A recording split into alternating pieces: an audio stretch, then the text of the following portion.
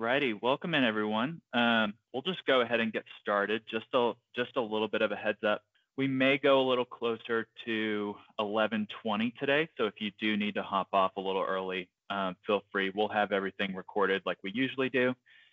Just wanted to give that notice as I'll be kind of going through back and forth between digital work as well as the PowerPoint we've got going. So with that being said, we'll just go ahead and dive right in. Okay, so in case you would like to go back and watch, we do have the previous sessions of HxGN Hacks on YouTube. If the third one isn't up yet, we'll have that up along with today's session by the end of the week. So what we've done so far is we've previously introduced digital work and the different HxGN mobile apps. We've also discussed our menu layouts, how to organize those with folder structure, as well as going through digital work screen designer. So what we'll be going through today is talking about digital work install parameters, and these are going to be install parameters specific to digital work. So I've got a list of about, say, 10 install parameters I want to cover. What we'll do is cover a set of them at a time, and then we'll dive into HxGN EAM to demo them. So just bear with me as I'm switching between applications, but I think this is probably going to be the best way to cover these install parameters. That way you get a clear view of what we're covering and what we're exactly changing with these install parameters. So just a little brief overview of install parameters.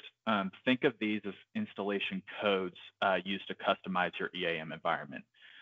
So what we're talking about here is setting a specific value for your install parameter. And what that's going to do is customize your EAM environment to a specific way. So what you can do is enable and disable modules and components. You can set default values such as your released work order status, part pricing, and then just a little note about install parameters is that these are going to be system-wide settings. There are such things called as organization options. How you would edit these as you go into your organization screen under your options tab. Those are going to be organization specific. So when we talk about organization options, that is specific to each organization.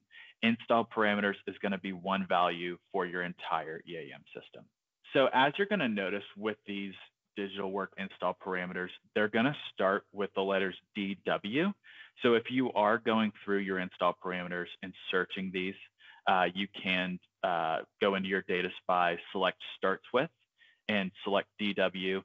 That will allow you to see basically everything that digital works has specifically for install parameters. So all of the 10 or so I'm going to cover today will start with that DW. So what we have here are some document options.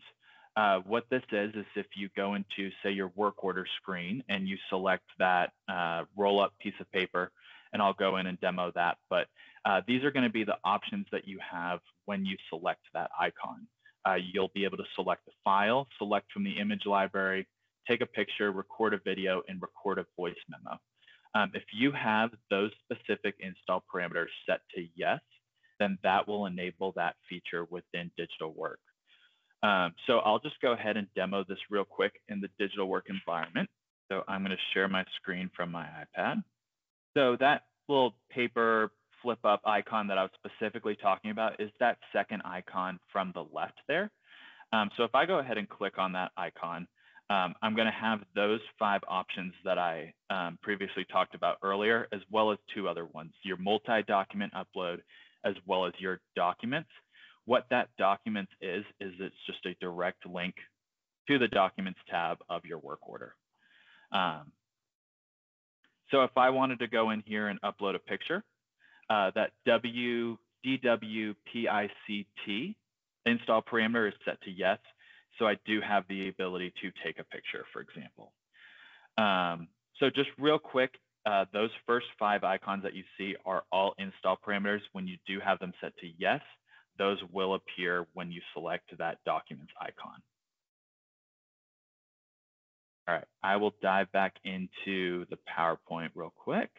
So the next set I want to cover here is this DW Def tab. So I'll kind of explain it. I've got some extra words there on the screen, but essentially what this is if you have this set to on, what you will have is 3 extra cards automatically pulled up when you open, say, a work order record. This is based off of your tab order for the specific user group, and I will show you what that means going into the desktop EAM as well. But if this is set to on, you will have 3 extra cards. Even if it is set to on or off, you can always access those 3 extra cards from that little hamburger icon within DigitalWork. If you have this set to off, you will only have your record view cards that will show within DigitalWork. So let me just dive in real quick to our DigitalWork app, and I will show you what this looks like. Okay, so here's the work order we were taking a look at earlier. As you can see here, we do have our work order, our record view tab showing, or our record view card. This is divided into 4 cards. So if you do go back and if you did miss our session 3 talking about DigitalWork Screen Designer, we go through talking about setting up cards within, say, your record view, for example. So we do have 4 cards set up here. We do have kind of our work order, our main card here, and then we have scheduling, linear reference details, user-defined fields. These are all set up as new cards within our record view tab. And then as you see here, we're going to have 3 tabs. We're going to have comments, we're going to have activities, and book labor. There is the documents. That's only because I selected that documents icon earlier. I'll just go ahead and close out of that. So we have 3 different cards here. Since DW Def tab is set to yes, comments, activities, and book labor will be automatically pulled up when I go into the work order. If I had that set to off, it would end essentially here with my user-defined fields I have set up.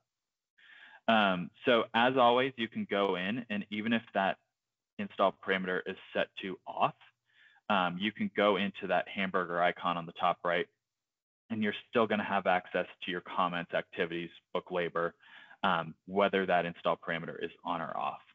If I go into our desktop version, just to show you how that tab order is organized, as you see, we've got comments, activities, booked labor in that order.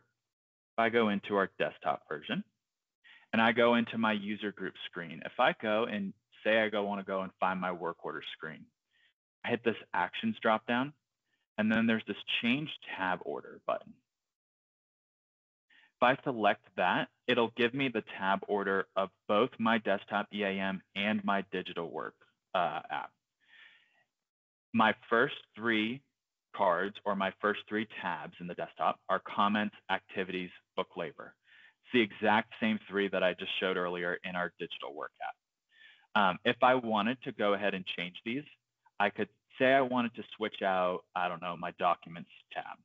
I could change this 11 to a 5, and then my booked labor from 5 to 11.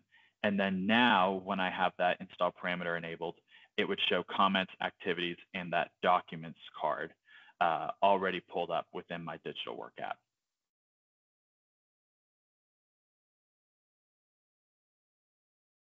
All right, so we'll move over back into the PowerPoint here. So the next one I wanted to cover is this DWR open. This is essentially when you go in and create a new work order, what view is going to pop up when you save that new record. It'll either, if it's on, it'll go into a detail view. If it is off, it'll go into a list view. I'll go ahead and show both of these values and what that specifically looks like. My preference personally is if this install parameter is set to on, and I'll go ahead and show you why. Let me go back in and share from my iPad. So what I'm going to do is I'm going to go in and create a new work order.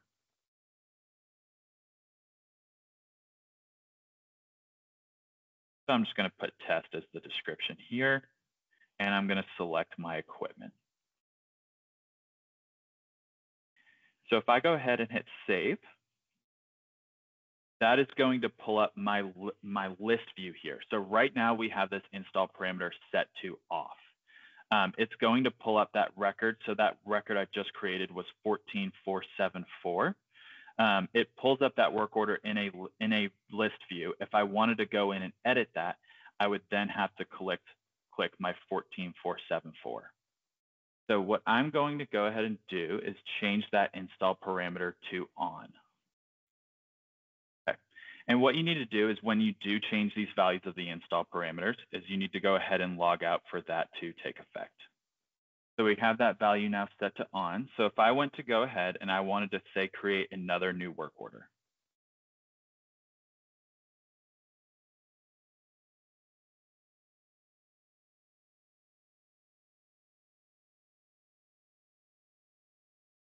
And then I go ahead and hit save once it finishes loading.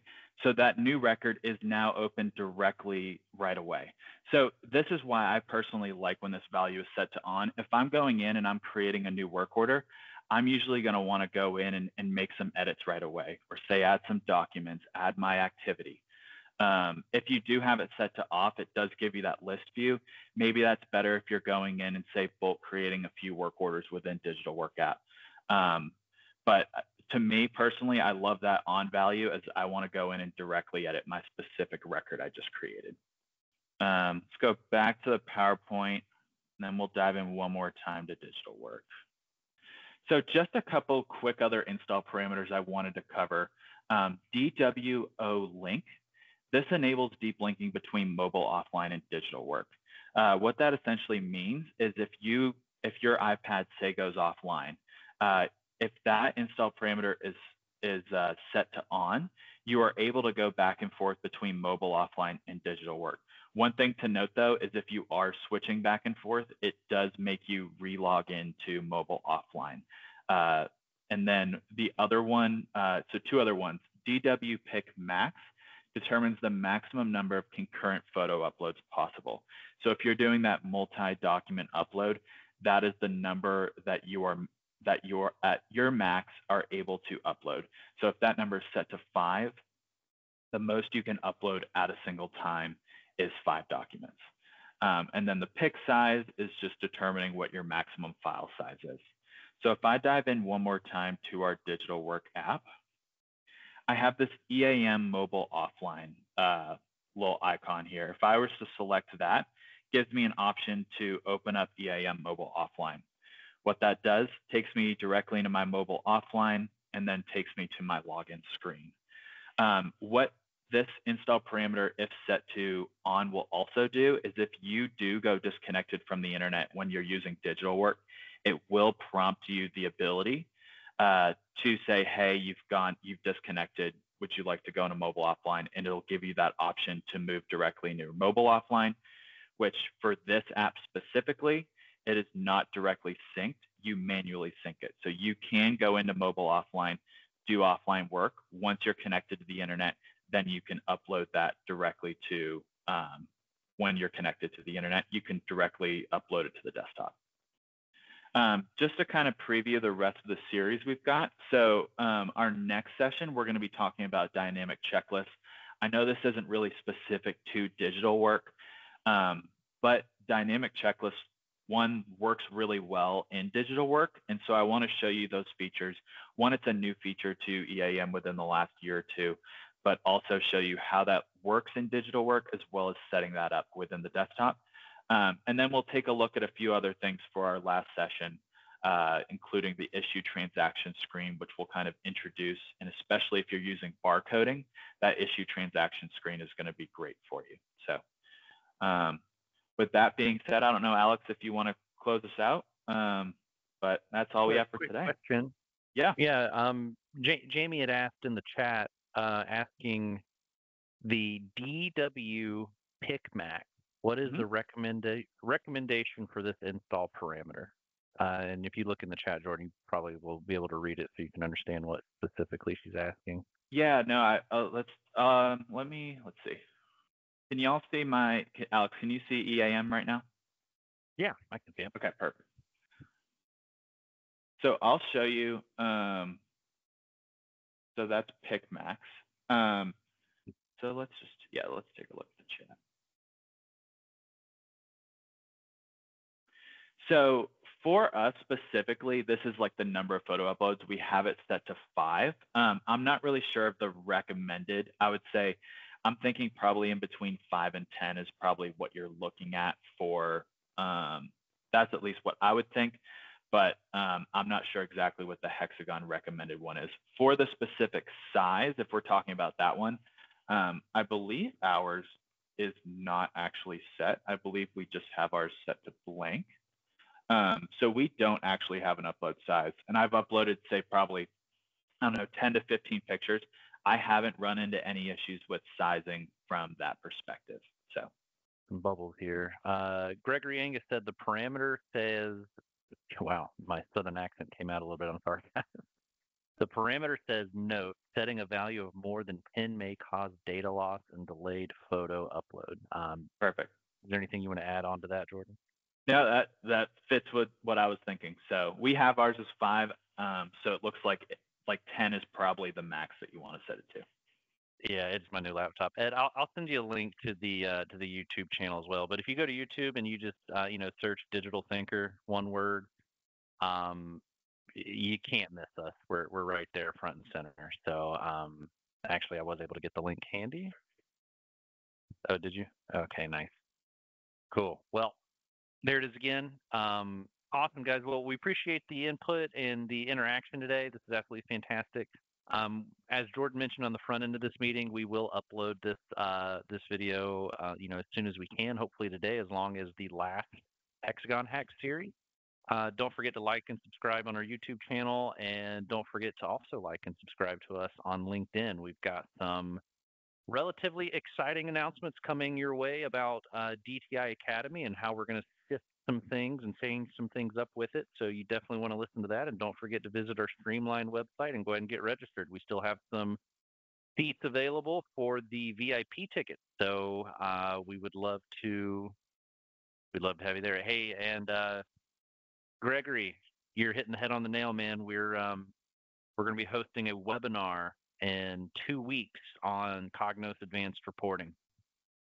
So, hey, follow us on the LinkedIn. You'll see the link to register for that, and then we're also hosting a Cognos Advanced Reporting workshop class in October here in Greenville, South Carolina. So if that's something that you want to be a part of, we would love to have you here. It's a 5-day in the weeds, man. It's good stuff. So please check it out. Be sure to look it up, and then you can register and come join us here in October for that Advanced Cognos class. I see a couple other little dots going before I close this out to see if we have any other questions or comments. But if you guys need to go, we'll see you on the next one. If not, stick around for some questions. We appreciate you guys being here today. All right, guys. Thanks. We'll see you later. Yep. Thank you.